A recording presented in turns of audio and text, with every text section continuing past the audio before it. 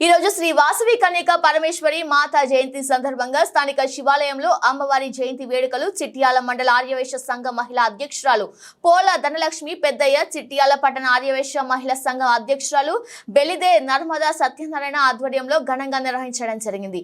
ఈ కార్యక్రమానికి ముఖ్య అతిథిగా నల్గొండ జిల్లా ఆర్యవైశ్య మహిళా సంఘ అధ్యక్షురాలు పందిరి గీత రమేష్ పాల్గొన్నారు. మహిళలు అధిక సంఖ్యలో పాల్గొని కుంకుమ పూజలు నిర్వహించారు. ఈ కార్యక్రమంలో విమల, బోనాల పద్మ, నాగలక్ష్మి, లలిత, దివ్య, పందిరి అరుణ, శారద, రాధిక తదితరులు పాల్గొన్నారు.